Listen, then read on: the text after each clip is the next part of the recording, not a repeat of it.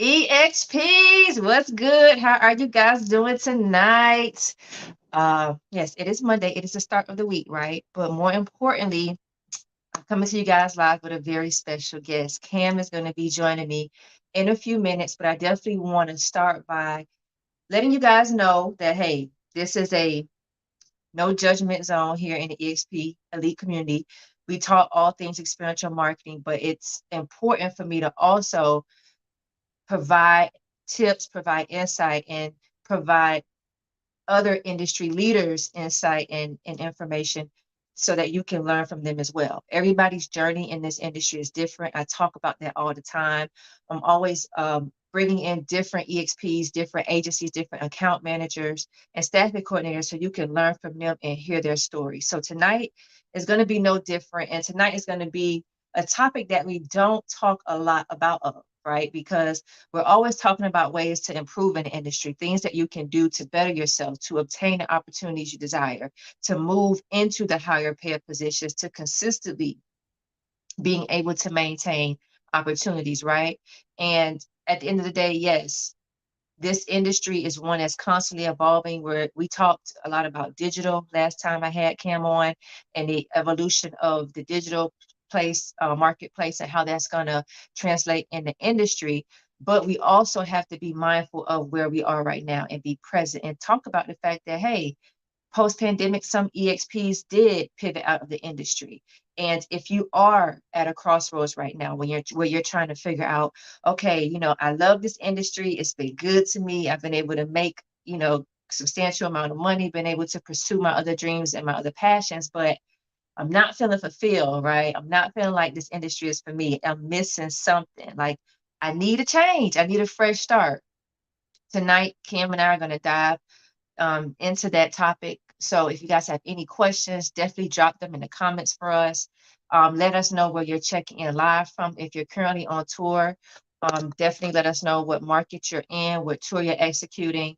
But we're here to talk all things experiential marketing. So if you still have some questions, regarding experiential marketing, we'll be happy to answer those. But tonight we definitely want to talk about pivoting, or if you're considering transition out of the industry, what does that look like for you? All right. So without further ado, let me bring my guest, Cam, on. What's up? Cam, How are you today? I'm good. How are you? And for those of you who don't know Cam, I want him to go ahead and give his intro really quick. If you privy to the group. So Cam, let them know who you are, let them know how many years you have worked in the industry. Um, and yeah, go ahead.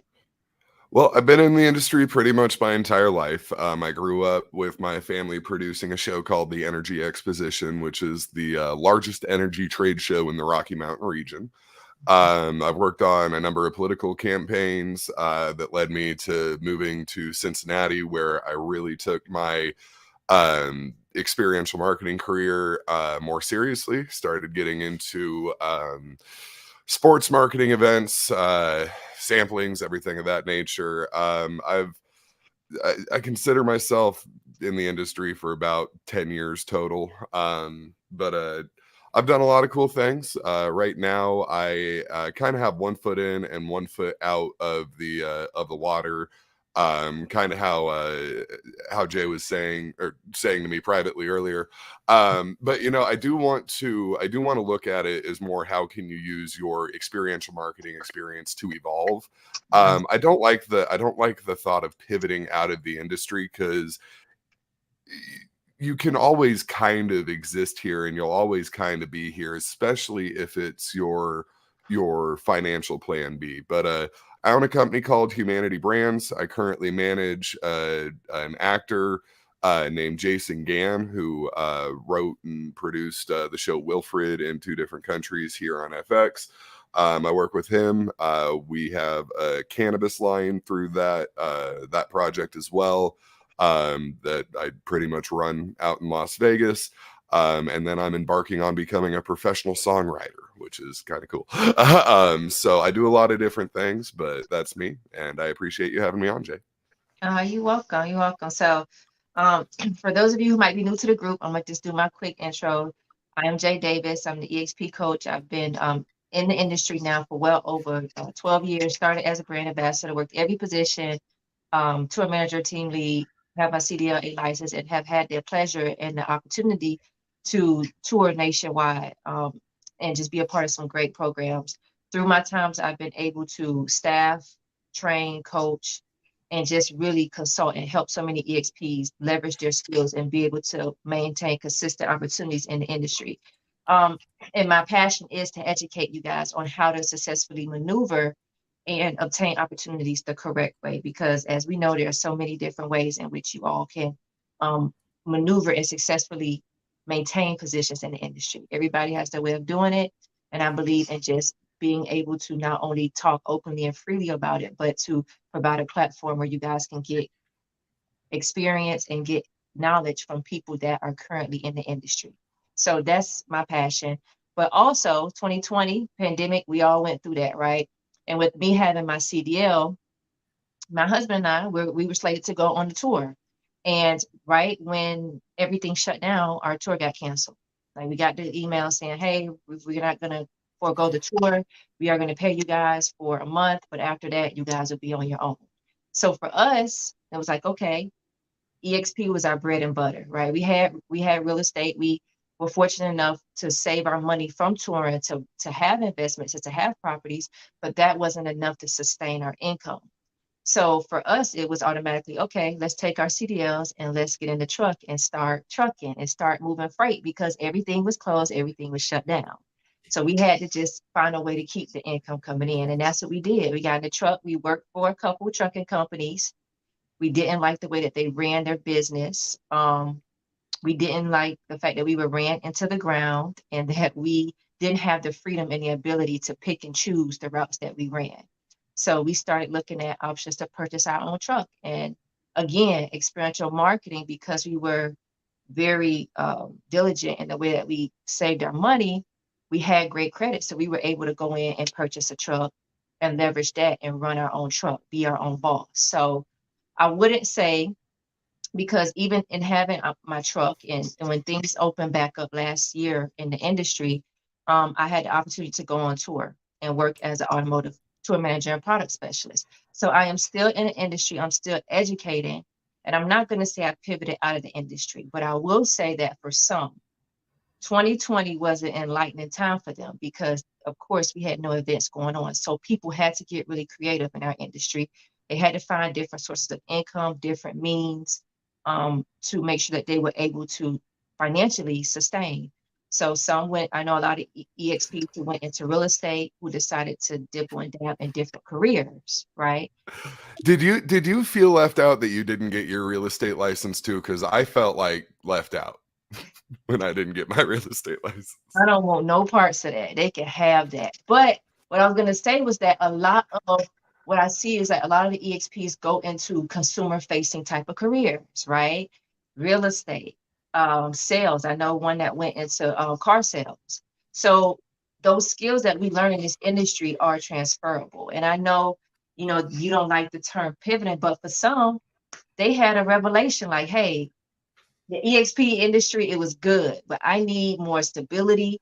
I see that I can't depend on this industry, right, to sustain me and to maintain financially for me. So I got to go where it's something consistent. And if I want to mix in EXP events now and then, I can do that because this industry does offer the flexibility. But for you, I just want you to talk more about why you like the term, you know, not you don't Evolve. like the term pivoting, right? But why Mhm. you say that you never really leave the industry? Because some really do. They leave and oh yeah, I used to be a BA, I used to be a product specialist, but now I'm working in sales or I'm working, in real estate. Well, anybody that got roped into working sales after being recognized as such a good brand ambassador, I feel sorry for you and I empathize with you, and it happened to me too. So I look at my experiential market. I didn't go to college, Right. so with my experiential marketing career, I feel like I put in some extra hours that I didn't necessarily get paid for in order to gain that education. But and especially after COVID, I think that's how we need to look at our experiential marketing careers. Like, there is money to be made here. You can pay your bills off of it, but you need to start searching through it and seeing where you're going to land, because you're not going to be sampling liquor forever. You're not going to be I mean, even a product specialist forever. You're eventually going to get bored. You're going to age out. This is an industry of models, even somehow. There could be something superficial or physical, or just you evolve away from each other that's not going to let you do that anyway. So when I was growing up, I grew up in the theater department in my high school and community college, and I remember we'd always have speakers come in to reinforce the fact that we weren't throwing our lives away on like a cardboard box degree, and that there was a lot that you could do from theater. And as Jay was saying, there's a lot that you can do from experiential marketing in that point. Sales is one of them. A lot of us do make very good salespeople. Anybody listening to this, I highly encourage you, if anybody ever asks if you can do sales, tell them yes, but you're a marketing person. Like, Yeah. I'm an experiential marketing guy. I can sell. I can Hmm. sell the hell out of some stuff, but that's not my job. Yeah. Consumer facing, we talk CDL, we go back to theater. I mean, the production aspect of a lot of these events, if you work in setup and production a lot, no different than technical theater, maybe a couple prettier paint strokes. But we've got out here in Vegas, we've got all these shows. We have Cirque du Soleil, we have um everything. And your production experience applies to that backstage needs, or working for the stagehands union out here, something of that nature. Of course, I'm thinking theater, but then you go, Jay took this all the way to being a trucker.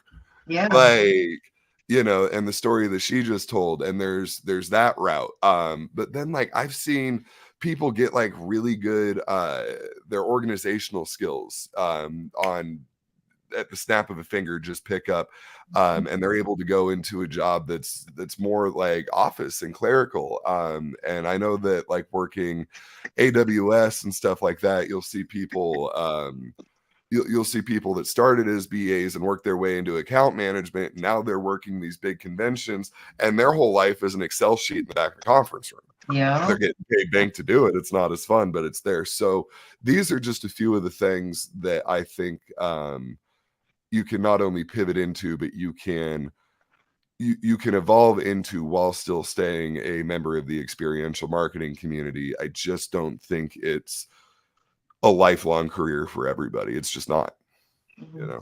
So what do you think about, it's not a lifelong career for everybody. So what is your take on on a shelf life? How does somebody know, or how, or when, I know this is based on a person, I'm just going to ask you anyway. When should you determine, or when should you be looking at this and say, you know what, I think my time is up in this industry? You should just be fully focused on climbing the ladder, not necessarily as fast as you can, but as steady as you can. I'm over here and I'm like, get me up that, but then you see me fall off of that ladder a lot, where other people, they know to grab the rung and they'll slowly make it up. And a lot more people are going to make it there faster than me because I'm up here racing. But then there's the people that are just stagnant, and you Mhm. can't be stagnant holding on to that ladder, looking down and looking up, scared you're going to fall, but scared you're not going to make it to the top too. Mhm. So the time is going to be for everybody. I think the ideal, like, if you want to be an experiential marketing person, I think that ideal timeline would be like looking at I, whose last name I don't want to try to say, Joe Warbolowski with Assist Marketing. Did I say it right? The that's what I look at is like the ideal experiential marketing career, of starting as a BA, going into tour management, doing all the things, and then eventually becoming one of the more badass agency owners in the industry. But not everybody's going to do that. So I don't think it's a shelf life. I just think it's a path. And ask yourself, how long do you want to stay in college? It's just different college, you know. Some people stay in college for, like me, 6 months, and some people, you know, they're out there for like 12 years, and you know, they're just constant, like they're students and professors and writing different things that are bigger than college, like, which you can do in experiential marketing too. It's an educational stepping stone Yeah. that can float, you know, like, but I don't think that there's any shelf life by any means, because there are you know, beautiful people in their 40s and 50s still at this, you know what I mean? 60s, um 60s huh too. 60s too. yeah, you know, so the the ind- the industry is opening up to more diversity, you know what I mean? We're seeing a lot less ads that are like, oh, well, we want a female that's blonde with straight hair. Like, just no, everybody's getting in. People that look like me, people that look like you, people in their 60s. You know, it's there's a lot more open market. This isn't Barbie's game anymore, you know. Yeah, I think you really got to figure out what your goal is when you first enter the industry too. A lot of people just get in the industry and they're like, okay, I just want to stay a brand ambassador. And how many times have you gone on site or been a executed events and you see the same person working the same position and you're like, man, you do such a good job. Have you ever thought about team leader? Have you ever thought about moving up to like a management position? And for some people that is not their desire and that's okay. But for others, if you're going to make this your full-time career, you really got to ask yourself, like we just said, like, what is your path? What is your end all be all path in the industry? And it might change, you know, as you continue to go through and you might say, you know what, I don't want to be a product specialist. I feel more comfortable being a tour manager, or I don't like managing programs. I just want to work as a regional manager because I might have a family, I might have kids, you know, Yeah. I need to be home. I need that stability because you know, I'm not a young spring chicken anymore, and I can't be out there lifting 50-pound dumbbells or 50-pound sandbags. You know, my body can't take that. So these are things that happen, really. Like, and Mhm. see so many tour managers that, you know, their bodies physically or mentally, they just check out. Like they're on a tour just to collect the check, but mentally and physically, they're not there. So I think you guys really got to for my EXPs, you really got to figure out why you're in the industry, why you're still there, and what is your goal, you know, to continue to sustain in the industry. Because we talked about this last time, we are moving more towards digital. It may not be happening now, but the future is going to be more of digital integration within our industry. Mhm. So a lot of the time that a lot of agencies may spend interviewing or making sure you're qualified or not even doing that, it may not be happening, right? So again, that quality over quantity is going to play a role as well. Well, and I always sound like a broken record when this topic comes up, because I like to complain about during COVID, they kind of let the secret out about the gig economy, which wasn't even really a word we had before COVID. Like, we weren't going around calling what we do the gig economy, but now everybody knows about it. This used to have to be something you were passionate about to even figure it out. You know, I remember the first experiential activation I encountered. I was you know, I'm from Wyoming, so we didn't really have them up there. Came out here to Vegas with my dad when I was like 15. We're walking the strip, and there's just like six just beautiful people with a giant ice bucket of Coke Zero. And I think Coke Zero had just recently dropped, and they're handing out free cans. And it's uh ice cold and delicious, and it's hot, and it's Vegas. And I asked him, I was like, how much is this? They're like, no, we literally just want you to drink it. Like, we want you to know what it tastes like. I'm like, this is the coolest job ever. Like, I want to be you when I grow up. And I had to go through that. You know, I didn't realize how well set up I was with my family doing trade shows and stuff like that. But you know, I had the passion to want to do that because I remember the smile it put on my face. And it's kind of like theater for me. It's like, what if I could get paid to make people smile, to make people happier? So I had that passion, and I think a lot of A lot of people between like your entry class and my entry class had that same passion, but I think I kind of came around at the back or at the end of that, you know what I mean, to where now it's don't want to work a regular job. I'm gonna go find something. You know, you'll have people whose moms and aunts just found them this gig, and it's so hard to find workers that they got booked. You know, so when you show up to an experiential footprint present day, what you're going to see is a lot different than what you saw before. Yeah. Now there are going to be those stagnant people that were there before, but for the most part, I think anybody still around has moved up into management, staffing, you know, things of that nature. Is like I think John Matai, I think he Yeah. was somebody that like John, feeds yeah. a family of four off of experiential market, and he does well at it. But I think even he finally was like, no, I'm taking the management jobs and I'm gonna start staffing people and stuff like that, which is absolutely the way what you should do. It wouldn't be far from the truth to call him the best brand ambassador in the country. Yeah, he's been doing a great job, and like you said, managing a family. And I know he a lot of jobs, I have sent him some opportunities, and he was like, I can't travel, I can't be away that long because of my family. So again, knowing your why, why Mhm. are you in this industry? What does that look like for you? And knowing how to pick and choose your opportunities because every Well, opportunity may not be for you too. and that's why I didn't take the route that you took, even though I want to.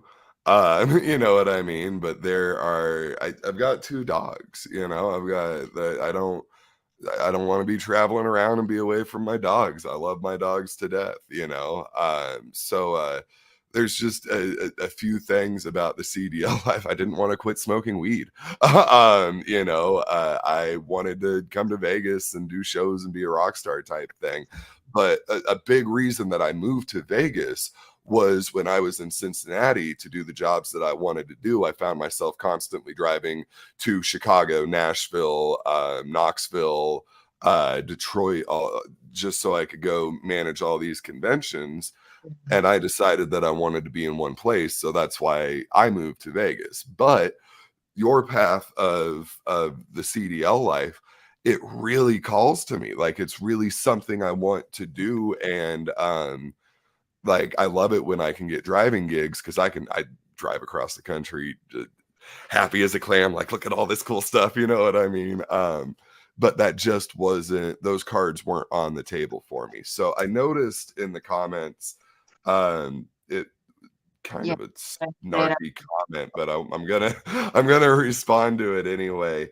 yeah. Oh, it's gone. Some dude had said basically, or no, no, You get paid way more to just drive trucks. Our wages have been stagnant for 20 years. I know that's Sean, and that is true. uh, one, I don't know you, but that's not the best first impression. But it is true. I mean, but think of the things that these CDL drivers had to do, had to pivot to have that job. You know, you got to go do it. How often do you have to do DOT physicals? Every 1 or 2 years, depending So, on your health. So if you got A1 health, no high blood pressure, no issues, every 2 years.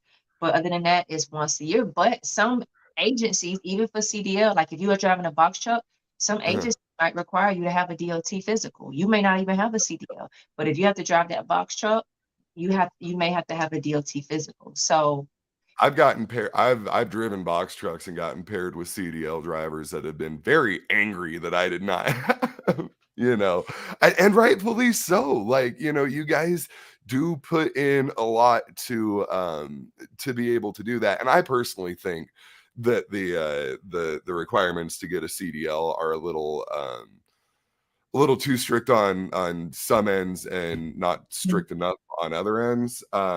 see when you But out there and you see these accidents and the things that happen, and granted, I'm not saying that every driver is at fault, mhm. but there has to be some type of way to regulate because, and oftentimes it's not us as the drivers, it's the people. Like it's the people on the phone texting. And I'm not gonna lie, I'm a night driver. So there are times when I pass a trucker and he got a full tablet watching a movie while he's driving. But Right. it's only me and him on the road. So there's no cars, but that's no excuse. But I'm just saying, like, there has to be some type of provisions because that safety, we can hit one car and it could be a trickle down effect and kill 4 or 5 people, or us just flipping over the trailer just flipping over Oh could be. yeah, you go out as a trucker on a windy day, Oh you yeah, know, like I'm yeah, from Wyoming, like I said, so I have seen more than one semi truck sleeping on its side, you know. yeah, yeah. So but with experiential marketing, it's different because with truck drivers, like there have been tours that we have executed where we used our CDL and we had a trucker come in and drive our truck. And he's surprised to get a hotel and food per diem because as a trucker, you don't get a hotel and food per diem. You Mhm. sleep in your truck. Your hotel is your bunk in the back. So Yep. to have that opportunity, you're able to make more money and you work less because oftentimes you're just moving assets from event to event and then you get to sleep and reset. So a lot of truckers like, doing type experiential marketing programs where they're needed to do a stage or a music setup because of, the fact that you can make more money and you don't have to be driving all day. But on the Well, flip side, yeah, that's if you're working for a company. But if you own your own company, if you're your own owner operator, then that's where what we make as an EXP, I can make that off in 1 week. I can make that on one load. mhm. Does it really, you know, why why would you want to be an experiential CDL driver that makes less money than these nasty truckers you see at Flying J, you know what I mean? Like, I'm not here to judge, but I am no spring chicken when I've been in a truck for 24, 36, 48 hours. None of us are. And to be the cross country driver, but then also be clean cut, smelling good, you know what I mean? Everything like that before you get to the footprint. Yeah, that's worth some more money. But this is where the brand ambassador side has been devalued is because it's so fun and there's so many people that want to do it. There's yeah, a lot of people that'll come play for free. yeah. I used to work at a call center called RDI in Blue Ash, Ohio. Never worked there. And they would tell us, they're like, hey, we have a setup at I can't remember what the Cincinnati one is, Bunbury. We have a setup at Bunbury and you can go, but you have to work the booth the whole time. And Mm, I asked them, how much extra am I getting paid? And they're like, oh, you're not getting paid at all. And in fact, you can't even go watch the concert. But if you want to hear the music from 120 yards away and stand in the booth, we'd really appreciate it. yeah, No, yeah, and then I'd leave that job and find $25 an hour laying on the ground everywhere, which you want to talk about wages being stagnant for 20 years. I mean, appreciate what you have. There are yeah, people still working in call centers doing 10 times as much work as you, making $11 an hour and being told that's all they're worth, and they're believing it. yeah. When I got out of the call center life and got back into experiential marketing, I remember I was just trying to get a raise from $11 to $13.50 an hour. I showed up at that place every day, full suit and tie. I was good at that job. I mean, I ended up writing scripts for that job. If you see a sticker on a Toro lawnmower that tells you how to gas it up properly, I wrote that. $11 an hour. And my project manager had the audacity to tell me that nobody in their right mind would ever hire me, this Mhm. sweaty kid that always smells like weed, that this, that, and the other thing. No way is anybody ever going to give you $13.50 an hour. Within 6 months, I was making more than that guy doing this, so that the money here is good money Yeah. depending on where you are in life. You know what I mean? Right now, I'm blessed. I never thought I'd be leasing a 3-bedroom house in my name with my rap sheet. But here it is, where 6 years ago I was homeless. This is because of experiential marketing that Yeah. this is my existence now. And I've gotten to be able to pivot into living as an actual human being. You know what I mean? Versus going through homelessness, living in a car, being on probation for, I try not to say weed more than one time in an interview. I've said it like 4 times now, but that was my reality, going and being forced to work at that call center because it was the only job I got or could get, and then suddenly something changed. And that thing that changed was experiential marketing. So yeah, the wages may be stagnant over the last 20 years, which I don't agree with.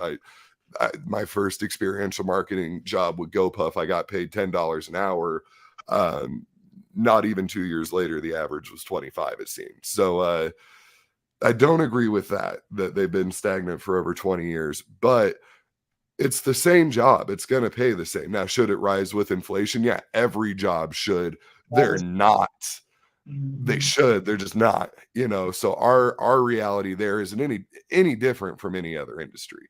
Mhm. Um, but when you are willing to go take the lower wage jobs or, work for free, um, that does devalue what we do. And I do think that more and more BAs need to demand higher wages and not only not work for lower pay, but don't work for low respect. Yes. You know what I mean? Like, you can walk off a footprint if it's a garbage agency, a garbage client, and you're getting treated like garbage. You just got to decide if the money's worth it to you. But that doesn't change the rest of the relationships with the other agencies. I don't care what anybody tells you. The experiential marketing blacklist is fake. I've been looking for it forever. I can't find it. It doesn't exist. I'm sorry. I'm on a rabbit trail right now. Now, Um, agencies I'm have really passionate. some agencies have it. Some agencies, I have talked to account managers who have told me that they have a blacklist within their agency of Within EXP, their agency. Yeah. but it's not like an industry-wide one. But there is No. one in agencies, and if an agency or two, they're close, they do share that list with each other. So that That is something there, but it's nothing that we can go look up and say, "Oh, are you on the list? Are you on the list?" We don't have anything like that.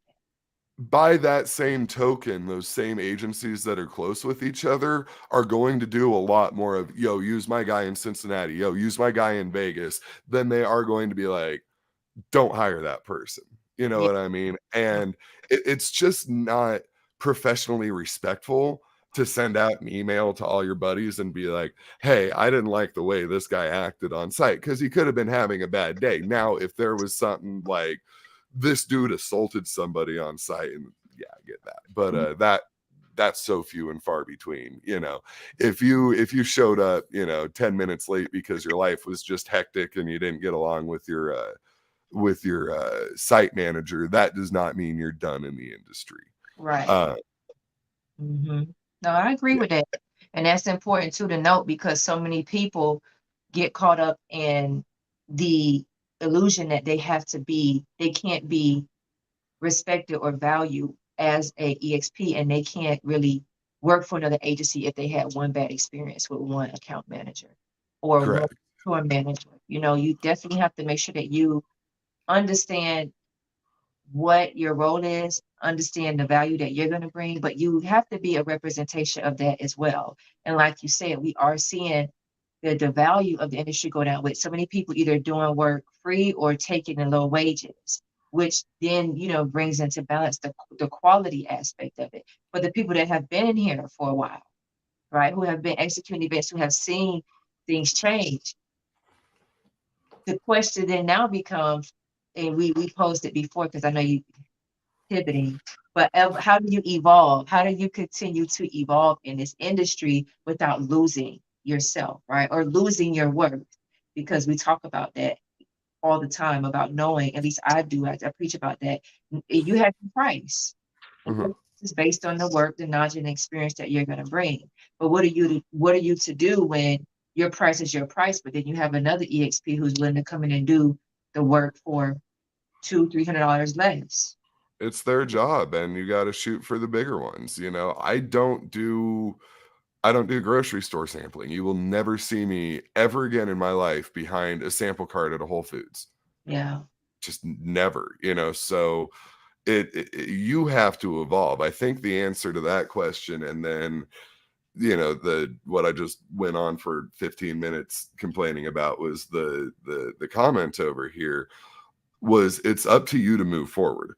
Yeah. The cool thing about being self-employed is you're the one that gives your promotions. Yeah. So if your wages have been stagnant for 20 years, that's your fault, homie, because you're the one that's been applying to those jobs where, I've used the ability to find these jobs and to apply for them and everything like that to go apply for cooler things. You know how many things I apply for like they're a job that aren't a job, that I send in a resume and like headshots for and be like, my name is Cam Jennings and I write rap music. I would really like to come to your studio in Atlanta and right next to the Eminem plaques. Like, but that's what I did, and that got me in the room, and now I've got, songs that are getting like shot by Justin Bieber and stuff like that. But I know that because I was able to evolve from just the ability to write an application email and a cover letter.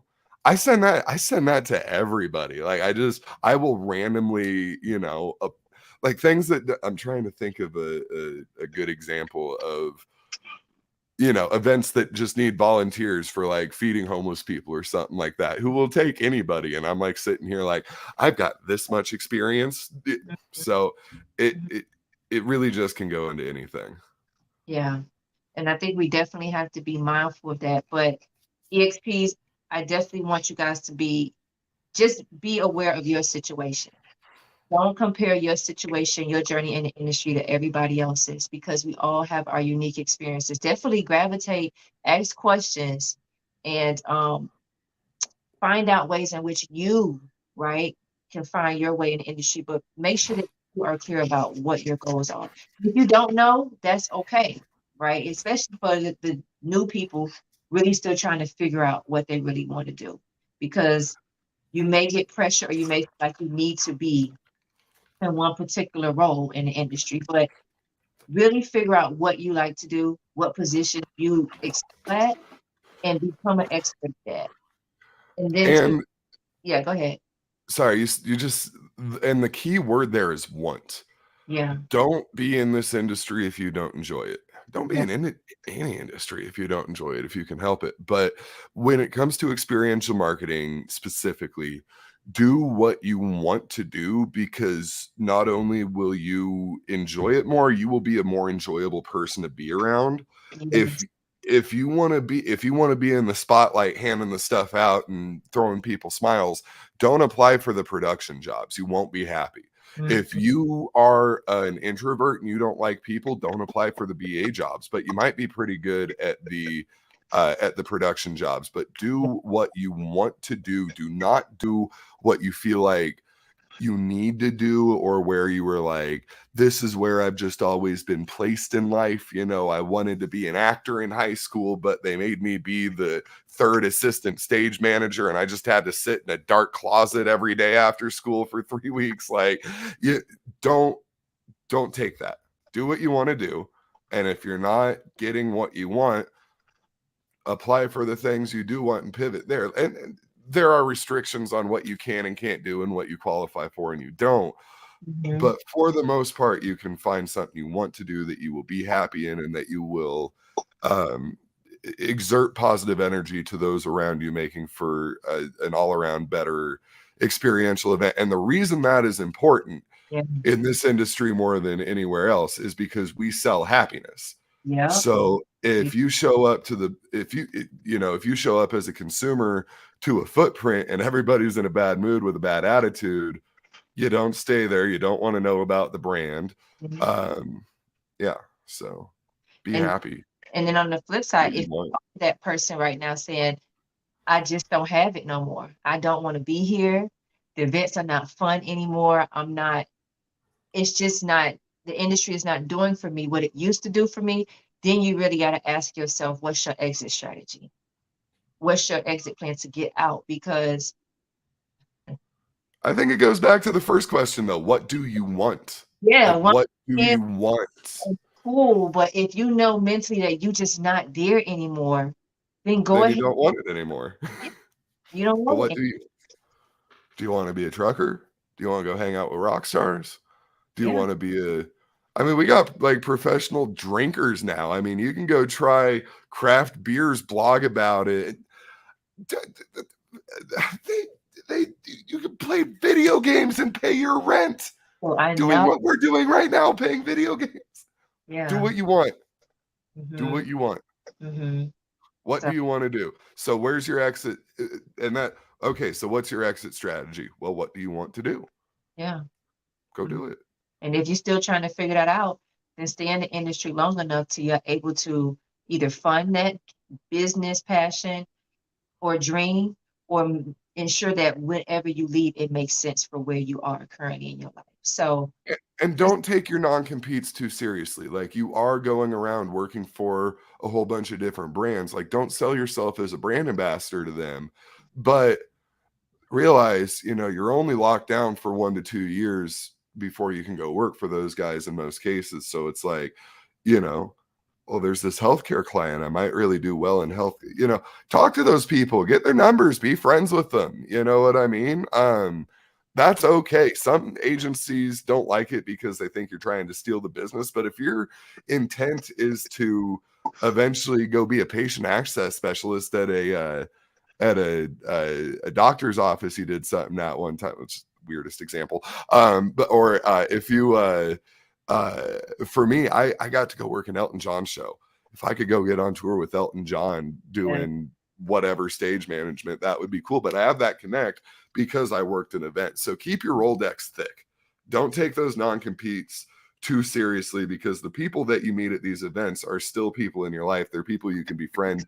You don't necessarily have to do business with them, but down the line there might be something that's good for you business wise, or them, that it's just you're throwing each other that connection. So yeah, sorry, you keep dropping gems and I just want to get on them like, oh yeah, that's important too.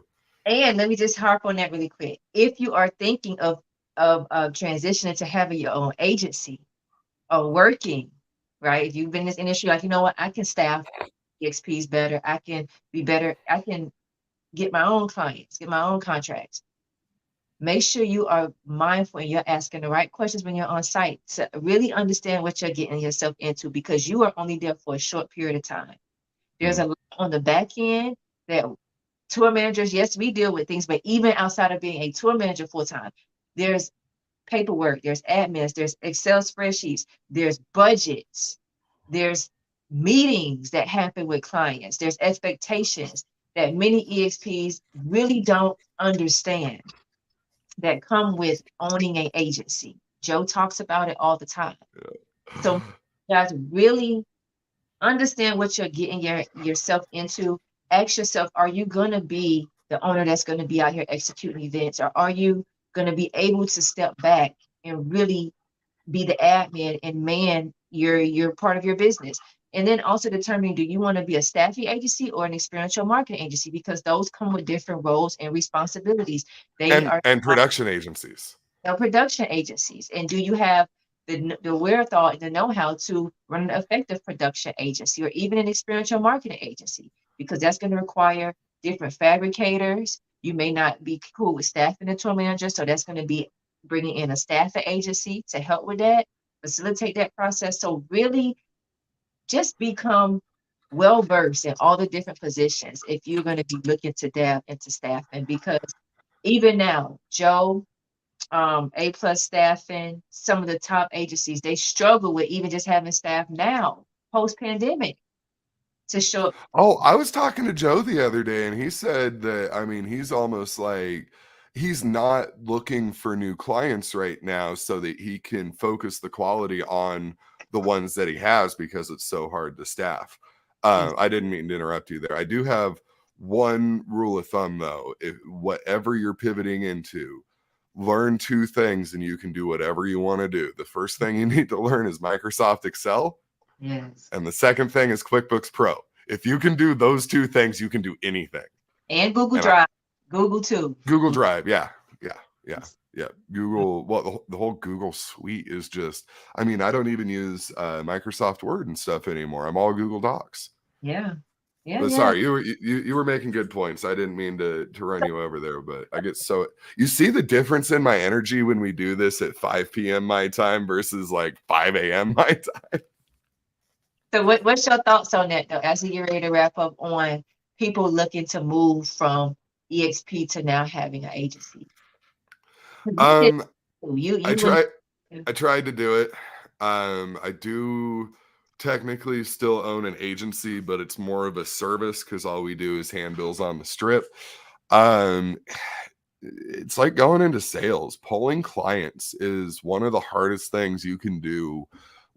And experiential marketing is probably the hardest industry you can do it in. If you want to start an agency, I would veer out somewhere else that you have to pull clients that's maybe just a little bit easier. I don't like work at a security camera company for a while or something like that, but the client to agency experiential marketing relationship is the closest yet most delicate, has to all go perfectly relationship in any client relate, like it just is.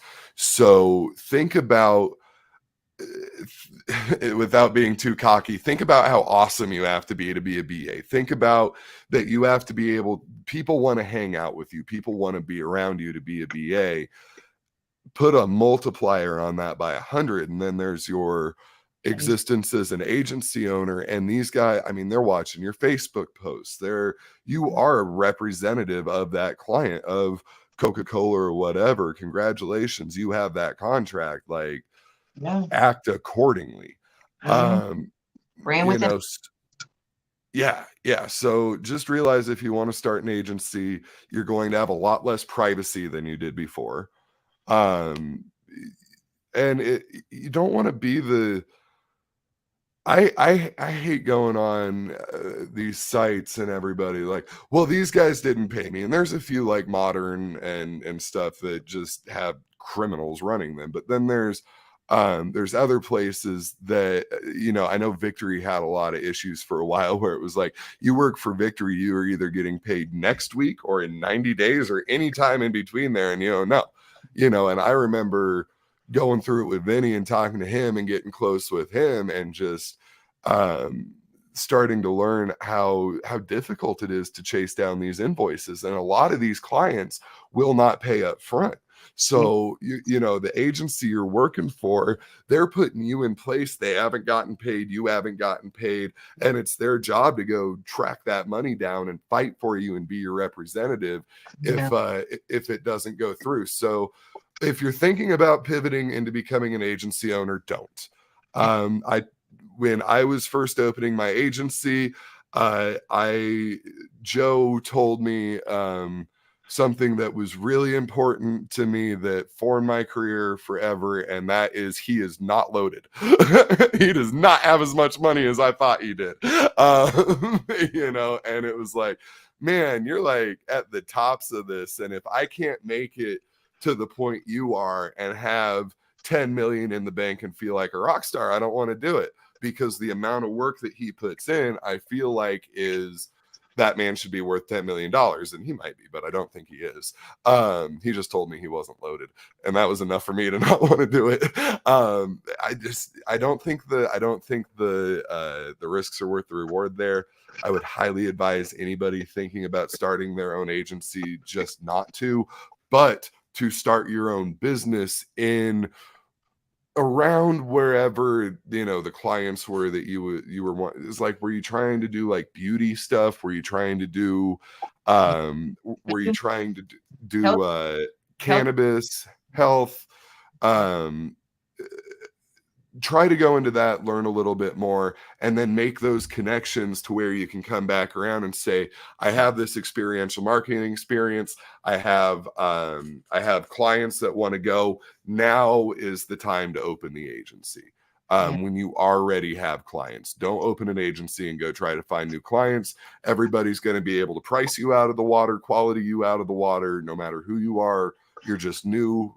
So, but if you can get that one client, roll with them and then build from there. And that's what I was going to say. Don't start until you have the clients, or until you have the track record and the money to be able to fund and pay your staff. So building those Yeah, relationships is important, but I've seen Destiny at Incast Marketing be able to she's just killing it. is killing it with her agency. So it can be done, but you got to have the relationships and you got to put some work in. A lot of people don't want to put the work in to build those relationships because it's all about trust. I'm trusting you to be able to staff my event and to make sure that these people are going to show up on time, deliver all the messaging, and be a representation of my brand. So, So let's and talk about what Destiny McKnight was doing before she started pulling all these clients, though. 8 months ago, what was this girl doing? She was making balloon arches, and she's still doing it, and she's still doing and it. they're awesome. Yes. So But again, yeah, understanding that your time is your time, but building those relationships, definitely making sure that you have the clientele that's going to be able to fund that staff agency is mhm, important. But knowing your numbers too. Okay, I need to bring in this amount of clients. I need to know I need to pay them at my BAs at this amount in order for me to see a profit, in order for me to at least make money. Or like you said, specialize in only staffing for health and beauty events, or staffing for only weed and cannabis events, or staffing for only, I mean, everybody's doing demos, so I don't want to use demos, but you understand what I'm saying? Niching down yeah, liquor, what it's all for can create opportunities as well. But yeah. I think a lot of times these brands see EXPs as so disposable that they don't value the time and the energy that's spent engaging with consumers. We have a price. It's like, okay, Mhm. I'm gonna pay 15, $20 an hour. I just need a body there. But if you want to pay your brand ambassadors 25 an hour, the going rate that you have to charge the client is 65. And that doesn't seem fair. That feels like you're screwing over the brand ambassador, but it eventually comes to be so much overhead and there's just so much. You got Yeah. account managers to pay. You got, um so yeah, to answer your question again with the same answer but in different words, it would be like yeah, start, just keep being the independent contractor. Go try to pull clients yourself as a brand ambassador without an agency. That would be my real advice there, because that's where you form into an agency. So let that be your realistic goal, but when you're only one person, don't sell yourself as more than one person. um I'm telling you that from very recent experience. If you've only got you and maybe somebody that's willing to help you out every now and again, don't be acting like you're a CEO with all these employees, because Exactly. you can. I love to fake it till I make it, but I've also shot myself in the foot a couple times the last 6 months, acting like I was bigger than I was when I was doing everything myself, and that's my toxic trait. Is to Over work and try to look like 10 people. Don't do that. Just be straight with them. If you can staff their event, tell them you can staff their event, but don't tell them that you can staff all the events. You know what I mean? Don't tell them that you can cover Vegas and Colorado and Cincinnati and because you probably can't. Those groups aren't working as well as they used to. You used to be able to post on those and you'd have 90 applicants, but it's not that way anymore. So over promise and under deliver. yeah, yeah. Yeah. So as we wrap, thank you for coming on too. This has been really good talking about this. Dude, I can sit here and talk to you for an hour and it feels like 10 minutes. I looked at the thing. I was like, oh, it's been 53 minutes. It's almost over. But thank you for having me again. Like I've said a million times, anytime you want to have me turn my camera on, I'm more than honored to be here. This is an industry that's helped me a lot. Like I said, 6 years ago, I was homeless. Right now, I'm killing it. And that is because of this industry. So anywhere I can pay that forward and help the next guy out, I really want to do that. And I appreciate you giving me a platform to be able to do that. But yeah, what is it? The final advice: under promise, over deliver. Yeah, yeah. You'll So be good in this industry. I got one question for you because you see more events are coming back. The industry, I feel like is back. Like we're back in full swing. It's summertime, it's hot. EXP's definitely my advice, and I want to get your advice as we go into the hotter summer months and going into the fall and the winter. I want to hear from you what your advice is that you have for EXPs. But I definitely just want because I want it to end with you. But guys, make sure you stay hydrated. Make sure that you are preparing for your events properly. Make sure you are reading the attire. If it seems like it's going to be a hot day and they got you in all black, talk to your managers to see if you can adjust some type of way with your attire to make sure that you're preparing yourself for these events.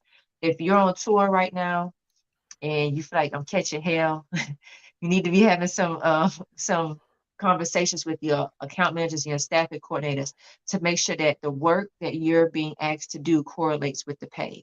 Because the worst thing that you want to be doing is being overworked and underpaid on a program and you feel like you're trapped and you can't leave. There's always options, but guys, just make sure that you're always conveying your concerns. Put everything in email. Big on putting everything in writing. And as we go into the winter time and in the fall and the winter, more specifically, there are going to be tours that pop up. Some people might leave tours, might leave opportunities. If you haven't gotten an opportunity yet, don't get discouraged. Just continue to apply and know that the right opportunity will be presented to you. So that's my advice for you guys. Cam, I want you to go ahead, give them your advice, and then you got a question. Somebody wanted to ask how to apply with you, Cam. Let me see who that is. But go ahead, you can start. Don't sacrifice your personal safety for money, ever. And going into the summer months, that means health. Yes. uh, when you are going on, talking with an agency about how to, if you're going to work an event, ask them straight up: is there going to be water on site? Is the client providing water? And is it going to be cold? You're Mm-hmm. not being a prima donna. That's a health and safety, a health and safety thing. That's the biggest thing. If there's going to be chairs, if there's going to be shade, if you're working a 12-hour shift, do not let anybody tell you that you're not worth 10 minutes of sit down time. Exactly. Be assertive. You work for yourself. You're placed here by an agency, just as actors are placed in movies or comedians are placed in comedy clubs. You're an independent contractor, and you got to make sure you do what's good for you. I severely hurt myself um working with an agency I'm very close with, and they didn't ask me to do anything that I wasn't trying to do. This was me being an idiot. But I drank I think 16 cups of coffee over the course of I think a 13, 14 hour shift in Silicon Valley, right under the beating sun in like the middle of August. I can't drink coffee anymore. Mm-hmm. It could be pretty embarrassing if I do. Hasn't been embarrassing yet, but man, we've been close. So I have what I believe to be like permanent gastrointestinal damage because I was going too hard for the footprint. And the footprint doesn't appreciate it. You know what I mean? That's over. I Mm-hmm. still can't drink coffee. I walk around, I have an issue. Anybody that knows me, I can't get off cigarettes because if I do, I'm just asleep all the time because I can't drink coffee. I can't drink Mm-hmm. Monster anymore because I went way too hard trying to impress that I wasn't sitting down. Fucking wasn't eating. But don't do that to yourself. Just don't. So water is a necessity, shade is a necessity. And if it's going to hurt you, it's not an event that's worth working. Let Yeah. somebody that's trying to pay their dues work that. Oh, one last thing: use your badges. Yeah. A lot of you guys have paid your dues. If you're number one on Trusted Herd in your state, use that. If you are in this group, use that. Put that on your resume that you are in the EXP Elite educational Facebook group. That is of value. The special skills part of the resume gets really overlooked in what we do, and I want to see more special skills that would be this is being right here is a special skill. The fact that you come and you listen to these videos and you talk with Jay and you get advice from other people, that is worth putting in your resume almost as a certification. Uh, Beatrice, feel free to go ahead and add me here. I actually just sent you a friend request. mhm, I for people that I put on jobs, I'm generally only staffing 1 to 2 people at a time because of what I just said earlier about don't open an agency. It's a bad idea. Whoever you are, don't do it. But I do a lot of staffing. Usually it's no more than 5 people at a time. If I'm working with a VentNet, it can be closer to like 15 or 20. But I send me your resume if you want. Add me on Facebook, but it's really just good to be around. I'm one of the people that the circle's small enough that if you want to work for me and you want to work with me, hit me up when you're in Vegas. Let's go grab a drink. Send me a message on Facebook with some substance in it. I don't reply to haze. I really don't reply to stupid questions. You know what I mean? And I don't reply to unpunctuated, uncapitalized messages. But just come correct, say what's up. I'm a really easy dude to get along with, but I don't have that much work. What I do have is a really good network where I'm placing BAs all the time for free, mind you. You're welcome, BAs and agencies. Oh my God, I can't believe I'm still doing it. mhm, But I hook people up all the time with fantastic brand ambassadors and fantastic agencies just because I want to see both be able to excel. So be around for that. And that's the role that you'll see me play and hear more. Because I really am trying to be as involved as I can with Jay and her movement. I think it's important. I think it's helped me a lot in my career, and I want to see that help other people in their career. But you will see more work through me for other people than you will see for me. And if you do, I mean, it can be scary sometimes if you show up to an event that I've staffed that's my brand or a cannabis brand if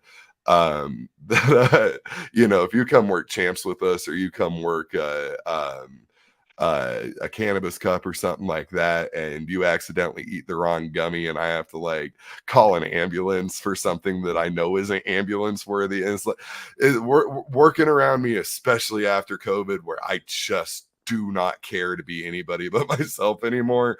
That's it's really hard to get in, and B, it's really hard to keep up. But if you can, I mean, you got to realize when you're working with me, I manage actors. So like half of my job now is after parties and being able to all the deals happen with these drunk people and being able to cut a deal.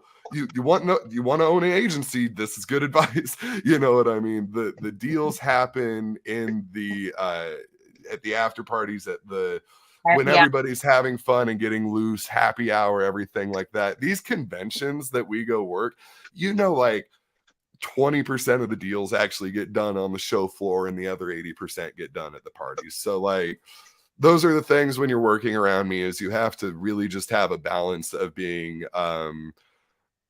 professional to unprofessional, because if you're not fun, none of my clients want to work with you. But if you're not professional, none of my clients want to work with you either. And let me tell you how hard that is to staff. So that's how you work with me, is you just don't want to. I promise you don't want to. Well, there you have it, guys. Cam Jen joining us live tonight. Thank you for taking time to join me Oh, tonight. It's always a thank you. having I these love conversations. I love being in here, and as often as you'll have me, I'd love to be here. Sorry I wasn't here last week. I was in Atlanta. But yeah, anybody, and I'm always open to give advice too. So anybody is more than welcome to add me on Facebook if I see your experiential. I've got you. You might hit me at the wrong time sometimes, but be persistent, and I am here to help. All right. Well, there you have it, guys. Thank you, Cam. I'll EXPs see have you later. a week. All right. Later.